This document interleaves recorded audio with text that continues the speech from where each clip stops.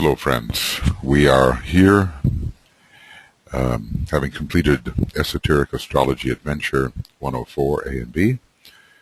We are into the Decanate section. Esoteric Astrology 105, we're in the Gemini chapter, page 369, and many things will come to our mind as we study Gemini, which has in it the sense of motion in two directions, reciprocal motion between the poles. And when we're talking about the wheel turning in two directions simultaneously and its often rending effect as that happens, we can attune with the sign Gemini, in which this is a prominent dynamic.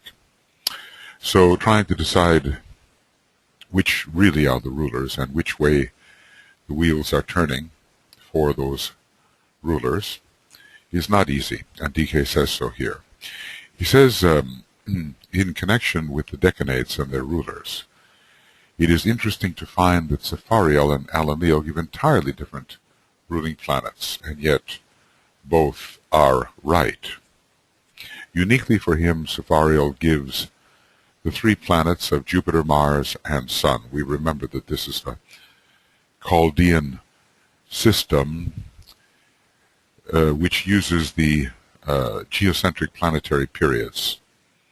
That is, how long it takes for a particular planet, including the Sun, envisioned as a planet, to revolve around the Earth. From the geocentric position, of course, it's really the Earth revolving around the Sun. We know that. But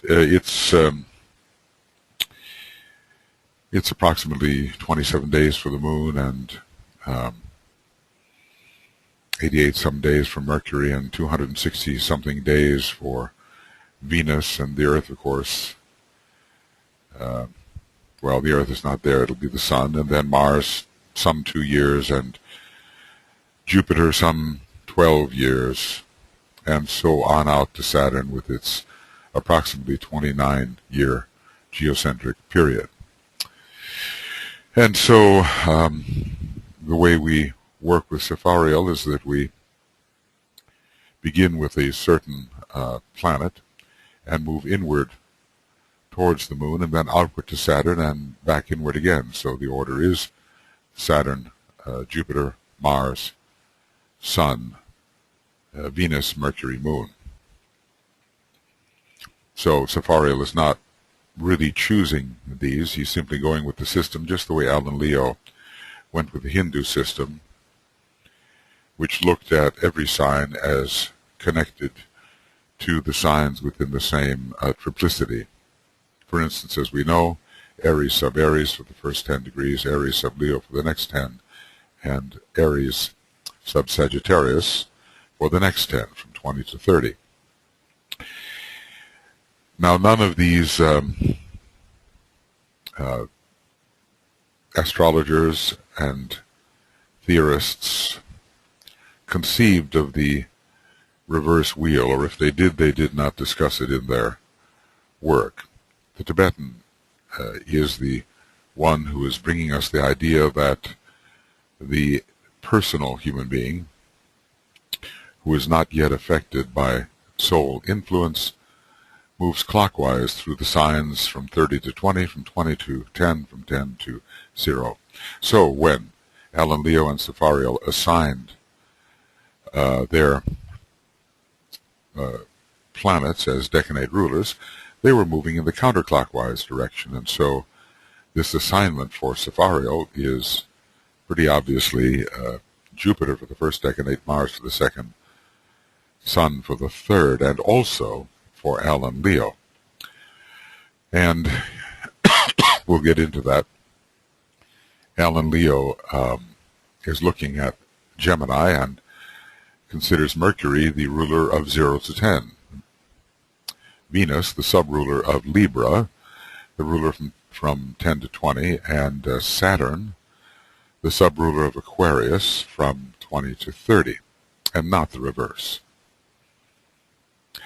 So, uniquely for him, Sepharial gives the three planets of Jupiter, Mars, and the Sun, and thus indicates those which are the esoteric rulers of the sign upon the wheel of discipleship, which is the counterclockwise wheel. Usually, his choice is exoteric and not esoteric. Leo, in this case, gives, as I was saying, gives Mercury, Venus, and Saturn, and all three of these, and these three govern the wheel of ordinary life. But we know that in Alan Leo's mind, he was assigning Mercury, Venus, and Saturn to the decanates progressively moving counterclockwise, not conceiving of the method which DK was using. Between them, they cover the wheel as it turns in both directions, or as the energy flows in the etheric body move in different ways, depending on whether one is oriented toward the soul or still simply dealing with the lower chakras and functioning as a personality. You will note how 2 out of the governing planets of the decanates, in the case of the ordinary wheel, serve to enhance the planetary rulers of this sign. The case of the ordinary, 2 of them. A Gemini with Saturn, well, we've already discussed the way that Mercury and Gemini are mutually supportive and have strong parallels. But Mercury with Saturn, Gemini with Saturn, offering at a certain fairly advanced stage the opposition needed to bring about a basic revolution. This is a very occult phrase. Sometimes one can think of Saturn as opposing the Sun, and giving that basic sense of the extent of the solar system used in the these decanate rulerships. Now, what DK seems to be implying here is that before, when a person is quite mentally focused, but not yet really reorienting himself on the path, that Saturn would be the planet that promotes a kind of decision which allows for advancement to a reorientation in the clockwise direction. So in the later stages, DK seems to be saying, of the clockwise direction, and I'll show this in a minute, Saturn offers the opportunity to move in a counter-clockwise direction. And this is called, well, you know what it's called. It's called the reversal of the wheel. And so some theorists have concluded that, in fact, DK is suggesting that the first decanate of Gemini reached last, because the ordinary man enters by the last decanate, that first decanate should be ruled by Saturn, and the first decanate by Mercury, and of course always Venus is the ruler of the second decanate, so we don't have a problem there. 2 out of the governing planets of the decanates, in the case of the ordinary wheel, serve to enhance the planetary rulers of this sign. The planetary rulers of the sign are actually Mercury, Venus, and the Earth. So on the ordinary wheel, Mercury and Venus are the decanate rulers. So let's look at that. Mercury, whoop. Oh, that's not the right thing. That's another webinar. All right. All right. We'll look here as soon as I can find my cursor. It's still early in the morning here. So we'll look here. Ordinary rulers of the sign. Now I got it. I was making it a little bit more complex than it needed to be. Mercury and Venus are rulers of Gemini and also decanate rulers. So the idea of enhancement is the same as the idea of reinforcement. with Saturn, which is the other decanate ruler, offering the chance to reverse the wheel and move in the direction of the soul. Note this phrasing. The entire question of the revolving wheel with its dual action, in this sense so Geminian, and its dual effect upon consciousness, and therefore the whole problem of the three decans. Notice he doesn't say decanates there, but this is another way to use the term. The whole problem of the three decans and the rulers in each sign of the zodiac must remain a difficult and abstruse problem until such time as astrologers have developed four-dimensional consciousness and know the true meaning of the biblical phrase, the wheel turning upon itself, because then it will be seen. Fourth-dimensional consciousness is coming at certain initiatory points. The different chakras turn fourth-dimensional, or are seen as such, at the at various initiations. The etheric chakras at the first, the astral chakras at the second, and certain of the mental chakras at the third initiation, the fourth dimensionality of these chakras occurring at those points. In reality, the wheel does not turn like a wheel in a car, either forward or the reverse. It turns in both ways, every way, and in every way. So it's a sphere, a rotating sphere, revolving upon itself, and in both ways simultaneously. This fact is as yet impossible, an impossible one for the human consciousness to grasp, because there must be, fourth. Okay, let's see how we do this. Fourth dimensional vision. The complexity involved, and this is Gemini, a sign in which much Mercurian complexity is encountered. The complexity involved in the progress through the decans, conditioning also the rulers, is to be found based upon the multiple action of the wheel. So, when we say that we have understood why certain rulers should be assigned to certain decans, we have certain systems, the Hindu and the Chaldean system, but in terms of the actual derivation of the assignment of the rulerships, unless we have this kind of vision, we will not know the ultimate source of the assignment. Now, DK does have this kind of vision, and he's giving this to us, but often in oblique ways, so that it's difficult to understand.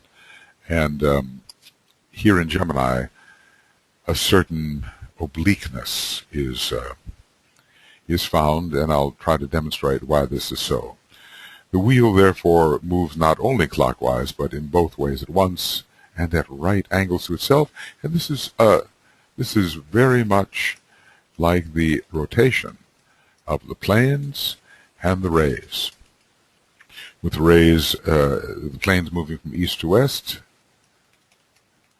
Well, I don't need to capitalize. East to west, and the rays from north to south. In fact, the planes really are chakras in a certain sense. And the motion that he assigned to them when he tried to explain this dynamic interaction of the third and the second aspect, with the planes representing the third aspect and the rays the second, he gave us something that could be applied also to the rotation of the chakras. Now, what I'm going to do here, I'm going to go into the usual kinds of papers before we get into the discussion of the words that are connected with Gemini. We're going to look at these decanates in the landscape view. And here Gemini is in yellow, a little difficult to see. But we have the Gemini, sub-Gemini decanate, the Gemini sub-Libran decanate, and the Gemini sub-Aquarius decanate. These things do work out, and the rulers that Alan Leo chose do seem to show up in the appearance and behavior of people born in these particular decanates in Gemini. It is a subtle matter to a degree. Well, just I noticed, for instance, and this is a very mundane example, but Angela Jolie, who is quite a famous actress at this time, is a Gemini, but she has a very strong sub-Libra quality because she's born in that part of Gemini, as I recall. And when you trace out the physiognomy, the jawline, and other factors of her appearance, and even how she has engaged in issues of fairness regarding certain groups in the world, you do see the Libra sub-influence, and you certainly see the Venus sub-influence. This is there. It may not be esoterical. I guess it may not be esoteric in the Tibetans' understanding of that term, but it is definitely present and therefore effective as determining orientation and character to a degree. Now, we want to also know what are the dynamics between soul and personality, and for that we may have to consult the Sepharial decanates. Here are the Sepharial decanates. You see how they move from Jupiter, Mars, to the Sun. And then, we were to go on to the sign Cancer, they would be Venus, Mercury, and the Moon. Interestingly enough, for these two signs, Gemini and Cancer, Master DK pretty well chooses the Sepharial decanates, which is unusual. Maybe I don't know if there are any others where he does that. Sometimes he says a mixture of Leo's approach, Alan Leo's approach, and of Sepharial's approach is really the correct one. But in these two instances, Jupiter, Mars, and Sun, and then if we continue inward towards the Earth, we would have Venus, Mercury, and the Moon, and only Saturn, is out of the picture here, and Saturn has been the decanate ruler of the last decanate of Taurus, according to Sepharial. So we see how they go in order. The extra-zodiacal constellations here. Now, this is a theory, of course. Alice Bailey gave in the Labors of Hercules 3 extra-zodiacal constellations. And it has been intuited originally by Nicholas Nillan that these constellations should be correlated each with a particular decanate. Sometimes Alice Bailey gives the order, a kind of order of these extra-zodiacal constellations. She discusses them in a certain order. And I believe that in the Gemini case, I'm not going to reference it right now, that she discusses them in this order. And so Lepus, the hare, is assigned from 0 to 10. Canis Minor, that is the lesser dog with the star Procyon, important for our solar system, is assigned to the middle decanate and the Libran decanate. And Canis Major, which contains many powerful stars, but for us, the most influential being Sirius, the major conditioning star for our solar system. And so, when you look at these extra-zodiacal constellations, they have other names in other systems.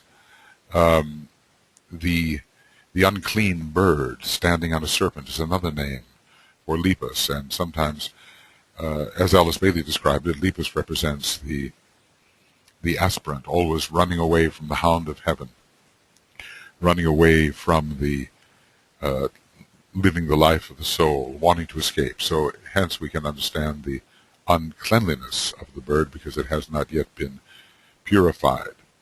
The lesser dog is eager and represents the disciple, one-pointedly moving towards his objective, the higher aspirant to a disciple. And the greater dog represents the initiate. Well, it fits quite well here that Mars should be the decanate ruler for the lesser dog with all its eagerness. As a matter of fact, when observers and theorists have commented on the effect of Procyon, it gives rapidly achieved effects which fade. So the aspirant is unstable, unsteady, and achieves rapidly but may not be able to hold the gains the true initiate under Sirius can hold the gains. I mean, what we call an aspirant, varies. Anyone applying to any initiation up to the 3rd degree is called an aspirant. And I suppose you can even think of aspirants to any initiation, those who aspire to reach a certain initiation. As for Jupiter, it's more difficult to correlate it with Lepus, the cowardly hare, quite yellow in the sense of cowardice, running away from responsibility, duty, fate. It's not very Jupiterian, but it is Mercurian. And in that sense, it looks to me like the Mercury assignment by Alan Leo fits well with the idea of the hare. So what we're going to do is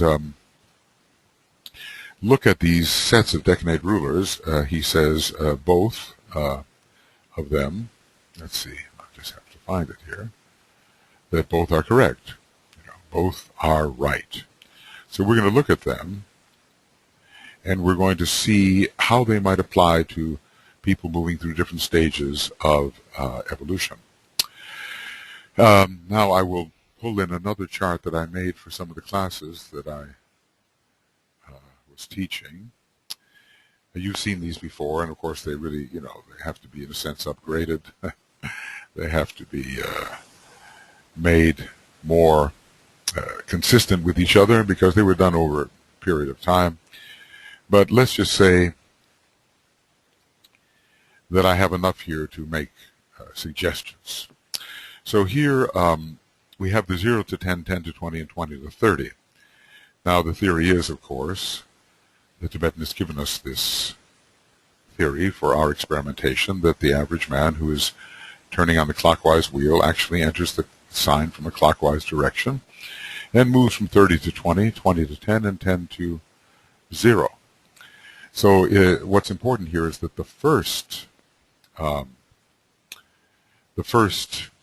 decanate encountered by the average man is really the 3rd for the more advanced man. The 2nd decanate will be the same. It's the 2nd decanate for the average man or for the more soul-oriented man, and the 3rd decanate encountered in entry into the wheel is really the 10 to 0 decanate, which is the 1st decanate for the more advanced individual. Now the question is, how to assign, how to assign the planets, what direction to put them in. I think if we look here, we're going to see. This is a graphic from Stephen Pugh, and he has actually assigned on the outer wheel, moving clockwise, Mercury, Venus, and Saturn. It's kind of a reverse order. He's reversed the wheel, and or put the Alan Leo decanates in an order reversed from the manner that Alan Leo himself put them. We also have Nicholas Nilan doing the same. For him, the outer wheel is the wheel of consciousness, and the inner wheel is moving in the reverse direction. And he also, as Stephen Pugh does, uses Mercury to rule the 30 to 20 decanate, Venus the 20 to 10, and Saturn the 10 to 0. Now, as I've thought about this, I am convinced that neither Alan Leo nor Sepharial meant to put those rulers in that particular order. Yet, because of what the Tibetan says about a later stage of evolution, a fairly advanced stage where Saturn causes an opposition which leads to a basic reversal, we have to think that perhaps that the 3rd decanate encountered by the average person may have a Saturnian effect, that Gemini with Saturn offering at a fairly advanced stage the opposition needed. The opposition to Saturn is the disciplining planet, and it offers the opposition to the normal instinctual way of movement. Saturn causes you to pause and reflect. So at least psychologically there is a moment of evaluation and decision. which can bring about that basic revolution, which is the reversal of the wheel. So, how to assign these things? Well, we'll get to that in just a minute. As you see, what I've tried to do here is put arrows leading towards a green fulfillment. It's kind of a little star there that represents the mental personal phase before the reorientation. I have left the decanates here in the order that Alan Leo put them. Mercury to the first, Venus to the second, Saturn. The generic meaning is slow and labored formation of relationships within the environment based upon instinctual satisfaction and survival, a slow growth of the mind in the understanding of relationships. Saturn slows everything down and steadies them and gives us our first realistic encounter with the not-self and all of those many forces which seem to oppose us, and we have to learn the ways of the environment because the man is entirely outward turned. I call this first decanate the decanate of inception. It is it has a kind of a Lemurian correlation. Now, as I've often said, it doesn't mean that if you're born in this decanate, even as an average man, that you're Lemurian. It doesn't mean that at all. But in terms of the structure, we can think of it as the most physical decanate for the man entering from the 30 to 20, the 30 to 20 mode. Venus is the second decanate. I call it the decanate of development. It has, well, I should even call it the decanate of emotional development. And it goes from 20 to 10. And I've given kind of a generic meaning, attraction between the pairs of opposites, but they are physical, of course, between the one who desires and that which is desired. Gemini always represents a duality or a polarity. It can be between people, it can be between objects, things, circumstances, and there's an attraction between that other. Attraction between the pairs of opposites, between the one who desires and that which is desires, between the self and the other. I'm not even talking about the higher pairs of opposites here, the soul, not yet, no. And then we get into the third decanate, which, in my view, would be ruled by Mercury. At least when we look at people who are born in this decanate, they carry a very Mercurian kind of quality. I call this preparing for reversal. Now, in the event, because it is preparing for reversal, it carries that Saturnian note about which DK discussed. Mental preparation for reversal. The person is at least cultivating the mind. So generic meaning would be fluid growth of the mind, mental versatility and stability, learning through multiple exposures and experiences, realization of the higher pairs of opposites with which one must connect. But it's, and I want to call it initial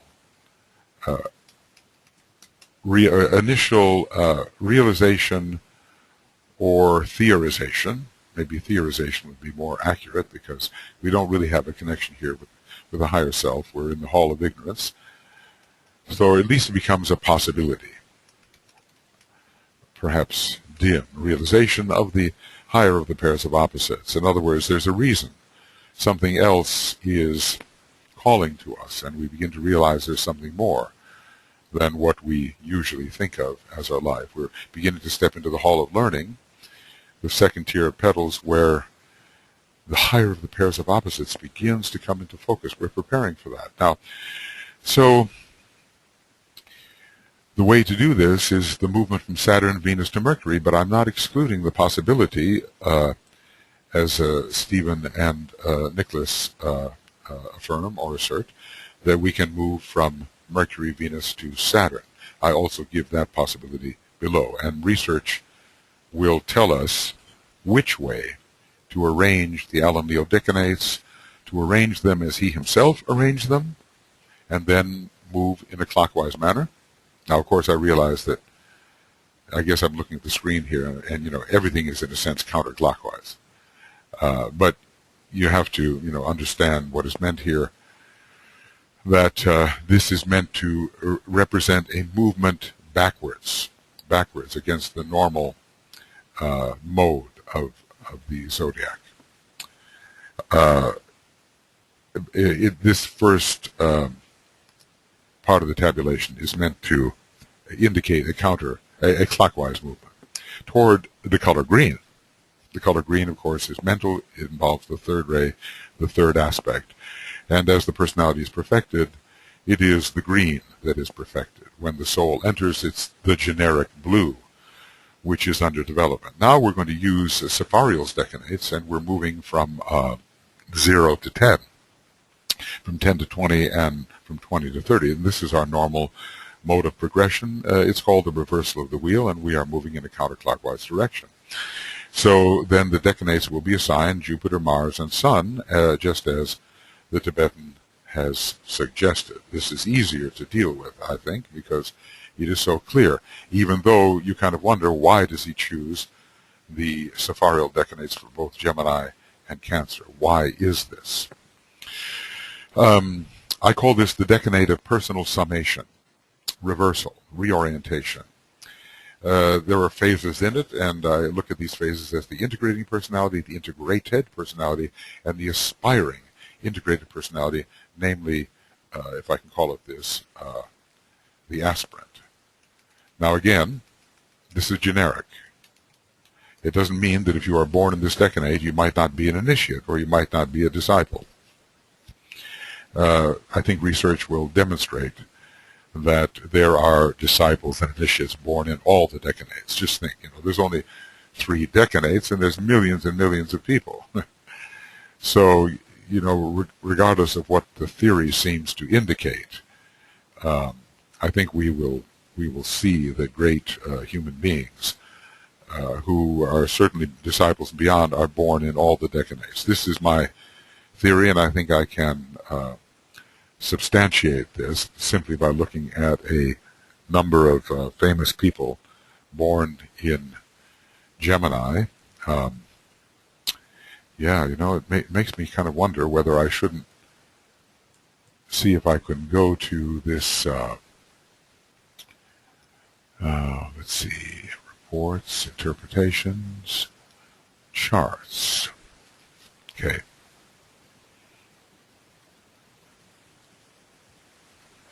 Now, here to give you just an idea of what I mean, I've set up a little chart search just for certain famous individuals. I hope you can see that in the center, and notice that the great poet Dante Alighieri is born in the 2nd decanate. Obviously, he is an initiate. If I make this, let's see if I can, Dante Alighieri, and this is the chart usually given for him. His ascendant is in the 1st decanate, his sun is in the 2nd decanate. I suppose it's the old style, but he is an initiate, clearly, with his Divine Comedy, being so influential, a summation of the medieval view of the world. A great individual, and not born in the 3rd decanate at all, but having indications in the 1st decanate and the 2nd. Now, let's see.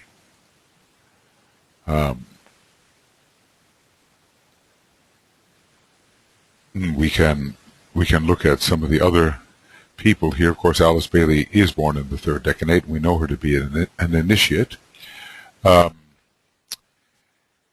Isadora Duncan, an initiate of her own type, on the 4th ray, I think.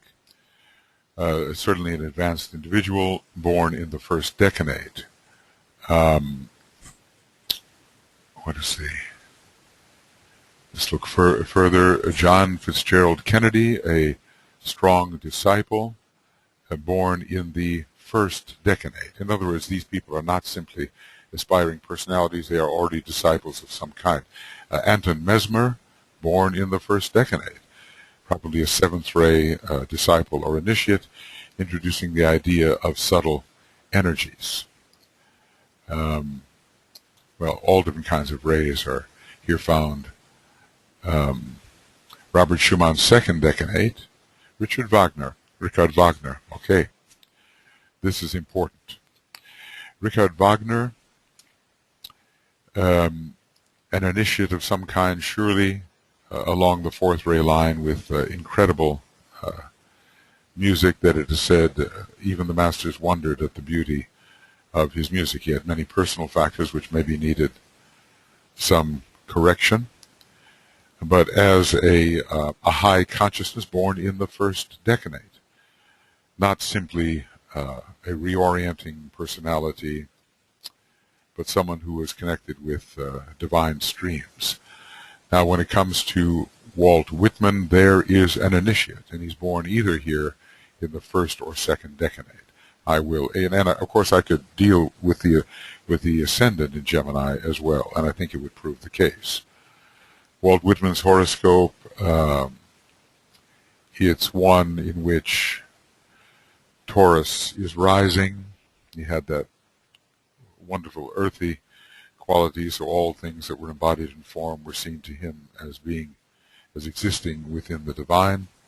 But it's the first decanate, and this is a man whose so-called cosmic consciousness was celebrated by a number of his devotees.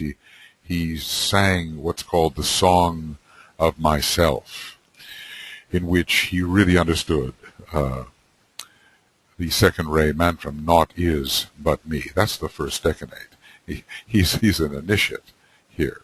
I believe an initiate of the third degree in terms of his perception. He's not born in the last decanate of Gemini, but in the first, not even in the second, which would make him a disciple. So I think you see my point.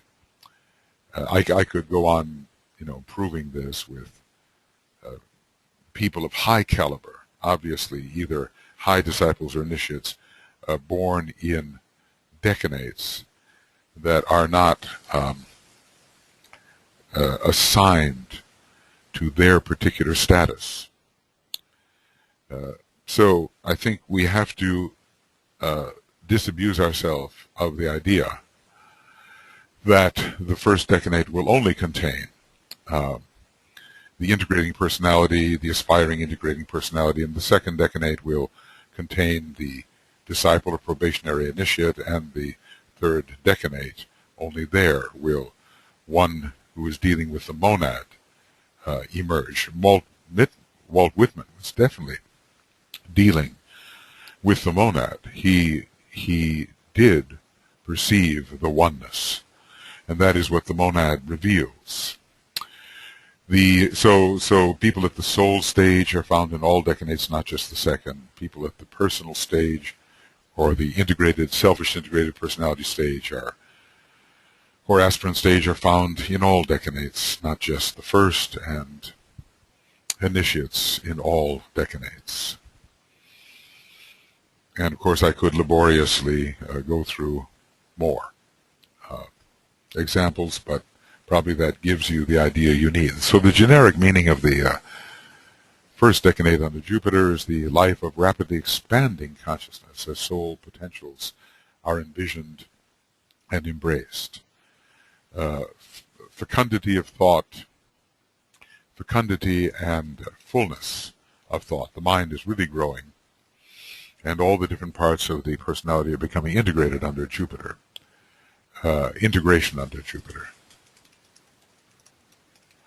The generic meaning of the Mars decanate, I already talked about the eagerness associated with Procyon, the lesser dog, intense conflict between the pairs of opposites, that is soul and personality, with both the soul and personality asserting themselves, and the soul is becoming victorious. So it really emphasizes the conflict side of Gemini, and Mercury also is involved in that conflict being a ray 4 planet from one perspective. And when we get to the third decanate, which is the decanate of spiritual consummation, the generic meaning, it's ruled by the sun.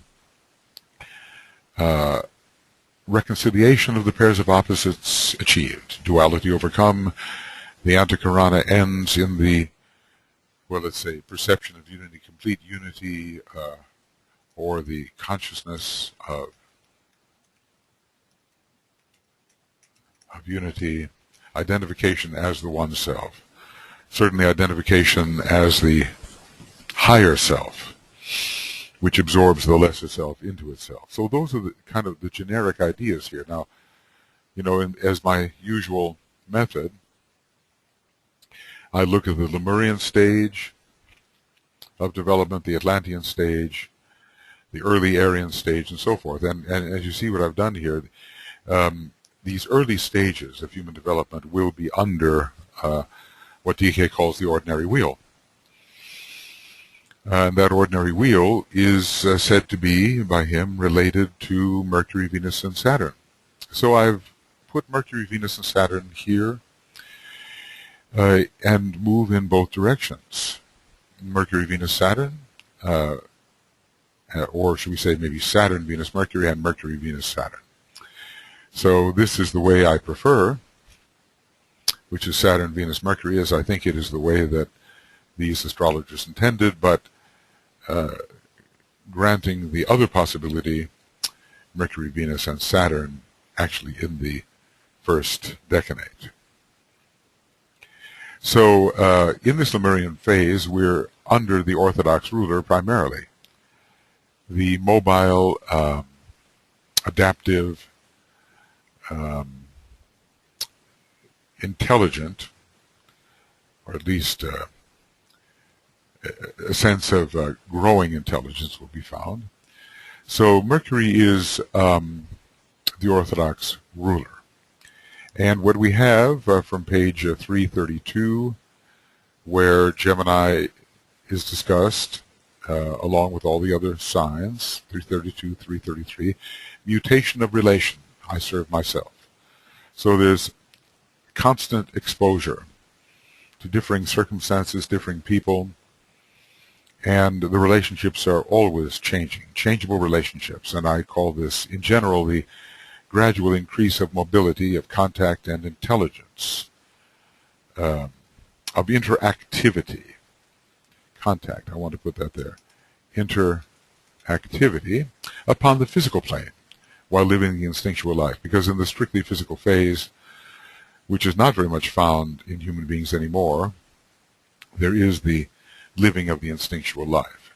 If we start from 30 to 20 with Saturn, we would say learning more about the physical environment through difficulty. But if we start with Mercury, we'd say expanding the range of physical contacts. So simply being mobile enough to learn what is in the physical environment. We come to Venus next in this very physical phase, and there would be attraction to multiple objects of desire coming into relationship with them. And especially the sacral center would be involved here because it is a physical stage, but also perhaps objects of beauty, even in some aspect of the later Lemurian stage. Venus is the planet of beauty, and its effect in form is to make certain forms look desirable. We come then to Mercury in the third decanate moving clockwise, but really the first decanate counter-clockwise, and we say stimulation of the sense-based mind. So there is some element of mind in the Lemurian stage, but it's used mostly to negotiate the outer environment, and it's based entirely on the senses. There's not much emotional or sentient input, and there's not much thought on the plane of mind per se, but the thought is related to how to respond to and deal with the physical environment, which is pretty much the limiting perception.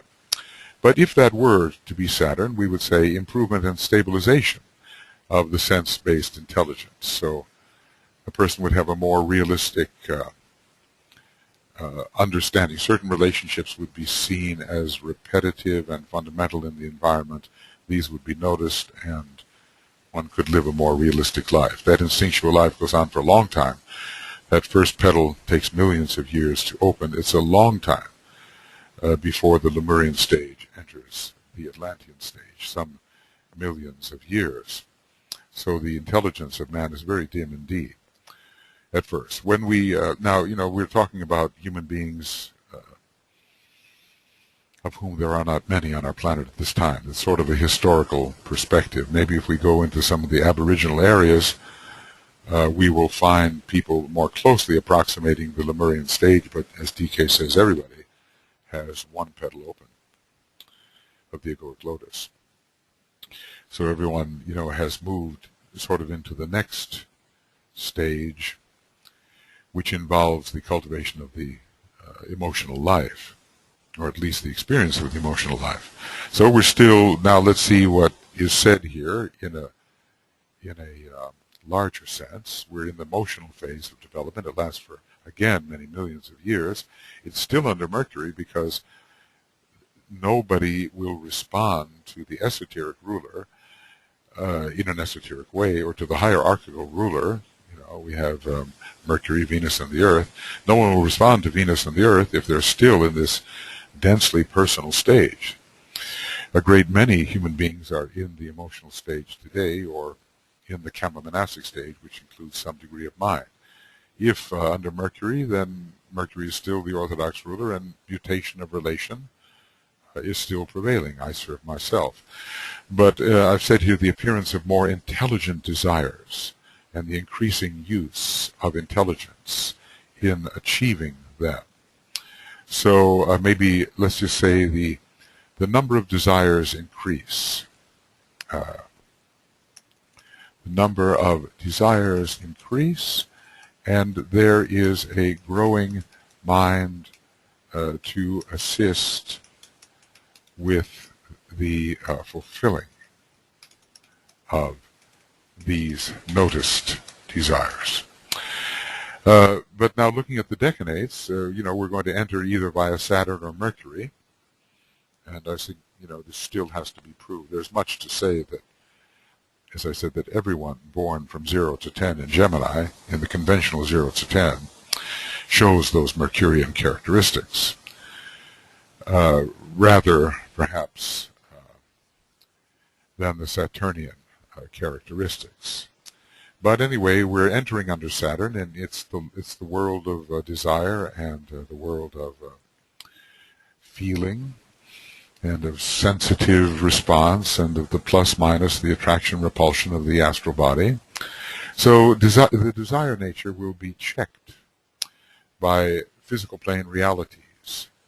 We can say even there will be a kind of inhibition of desire based upon what realities will allow. But if we enter via Mercury, as some suggest we should, there will be the development of more intelligent, or at least cunning, ways of fulfilling a variety of desire, because Mercury has a lot of the third ray. And it can be connected with the animal cunning. This is a human being who's still in the very kamic phase, and knowing only that he desires what he desires, but perhaps not knowing really why or what good it will do him. With Venus, in the emotional stage, there's an increasing attraction to others and the development of emotional rapport with others, more sensitive rapport, and with the environment in general, because Venus is a planet of sensitization, a planet of refinement. So let's just say noticing attractive objects of beauty and magnetically moving towards them. And so that's the same. We're moving in the clockwise direction, and then either Mercury or Saturn. If Mercury, then the fluid, versatile mind increases in its understanding of feeling and of the emotional states. So we're getting to the phase where it's not just what we desire, but what we think about what we desire. It's still fairly primitive, but at least we can use the mind to engage with our desire nature. And if Saturn, there will be a greater mental regulation of emotional response. Saturn always slows things down. It stabilizes, it freezes things in relation to each other. It cuts down on the purposeless mobility, the Maya of things, and allows one to stabilize the perception and thereby control, regulate, and make a choice. Well, we're talking about people now who are very much on the personal wheel, on the clockwise wheel, and a great many people, I suppose, are involved here, but even more are involved in the Kama-monastic stage. So whatever we say of the monastic stage, the mental lower personal stage, and whatever we said of the emotional stage, we can blend them for the Kama-monastic stage, and there the majority of human beings will be found. So in a generic sense, we're entering now the mental or lower personal stage. The personality will be integrated around the mind, but first the mind has to be somewhat developed before there can be a personality. So we're still under Mercury because we're still a personality, or even working on elements of the personality. We're under Mercury as the orthodox ruler, and we still have mutation of relation, I serve myself. The illusory sense of the self at the center is still very strong, and there is not a sense of a higher of the pairs of opposites, not really. Although even in the emotional stage, there can be kind of a dim reverence or a dim sense of a higher power, but one doesn't identify it as one's own higher self. That's the thing. It's God. It's some greater power before which one stands in awe, sentient awe, because one feels overwhelmed by this amazing greater power. So in the emotional stage, there will be the religious impulse of some kind, though primitive. But here we are in the cultivation of the mind. We're pretty much dealing with the third petal of the egoic lotus, still in the knowledge tier. Movement towards, there will be a general movement towards the Venus phase, but that will come later. Venus will begin to have some effect in the aspirational phase, but we're not there yet. The concrete mind becomes highly developed in this phase.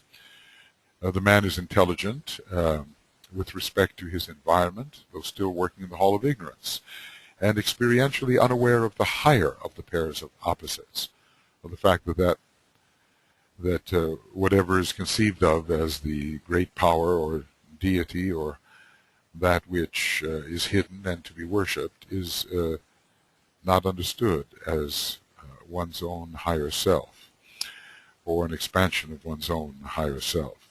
The higher self, the soul, and the higher power, however great it is, are really one and the same. Eventually this will be proven when unity consciousness supervenes. Now, so we're still moving from Saturn to Venus to Mercury, or from Mercury to Venus to Saturn. But we're in the mental phase now. And this is coming much, much later, after millions of years. It's only recently, as man has entered the Aryan, the fifth root race, that large number of people are cultivating the mind. Some in Atlantis did, but not by and large. Atlanteans were relatively kamic or kama-monastic at best. And as DK said, the great leaders, they thought, planned, designed, and the others carried out their thoughts. So when we deal with entry via Saturn, we have the lower mind coming under the rules. There's more logical thinking. The mind is better controlled. Let's just say that. Mind is better controlled, and relationship with the environment more regulated by mind. So a person is becoming more successful in his dealings with his circumstances. If it would be Mercury, there would be generally the stimulation of the intelligence of the lower mind. So Mercury is one of the rulers of Gemini, and here it's a decanate ruler as well, if we go against the direction that Alan Leo suggested. And I'm not saying that we cannot. This does remain to be proven by dealing with a an accurate and sufficiently large sample of people who are in this stage. I mean, accurately, we must know them to be in this stage. We must understand with accuracy that they are in this stage. With regard to Venus, refinement of the mind and its response to the realization of more desirable objectives. So there is the not just the refinement of the astral nature and the desire nature, but more light is coming into the mind, and let's just say a higher sense of values is at work. Higher sense of values. And the objectives that one seeks are not so crude. They are analyzed more in the light. So this is some aesthetics are coming in. If we reach the third decanate, which going on the reverse wheel would be considered more mental, so concrete intelligence would be developing rapidly under Mercury. This is really the stimulation of the mind, strong stimulation of the mind, lower mind. Stim. If Saturn is the ruler, there would be the growth of mental realism and rational thinking, and this is what DK means by the basic reversal. There would be a decision to move towards the now dimly sensed higher of the pairs of opposites, towards the now dimly sensed higher of the pairs of opposites. That's what would happen there.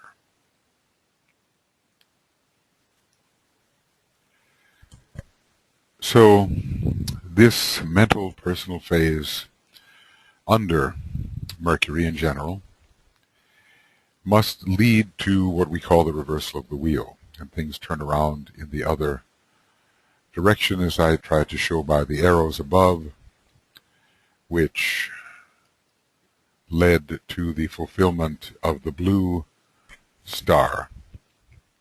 This is my way of symbolizing it. The clockwise direction leads to a kind of fulfillment in green, and the counterclockwise to a fulfillment in blue. One is a personal fulfillment, one is the fulfillment of the soul within the personality, and eventually soul fulfillment. So now we are at the point where we're no longer dealing with Alan Leo's decanate rulers, though it is my impression that when one looks at life within these decanates, that the rulers given by Alan Leo could be viewed on a higher turn of the spiral, and that they would be also significant in describing the psycho-spiritual life of the individual. As I say, this has yet to be established. It requires a very refined analysis here, accompanied with investigation, careful observation of the individuals involved, and much knowledge of their psyche and the blending of that psyche with spiritual potentials. Then we could tell whether the Alan Leo Mercury, Venus, Saturn assignment could be used to indicate spiritual potentials. But of course, Master DK has his own good reasons for indicating here that the Jupiter-Mars-Sun combination of Sepharial and the Chaldean system is the one to use on the reversing wheel. So that's where we are at this point. And we are ready now to, I think, let us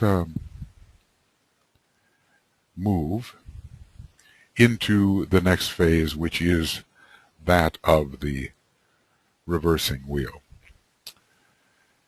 And I think what I will do is bring this particular section of our work to an end. It's 105A, and we'll call it Esoteric Astrology Adventure 105A.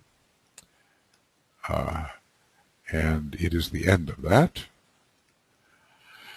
And we are in the six-fold chart. We're not really on any particular page, although we did conclude here, in a sense, with this particular paragraph, which is in page 3, on page 369. So I'll also put it here that we have the end of Esoteric Astrology Adventure 105 and 105A. Also this is page 369, but also within the six-fold chart.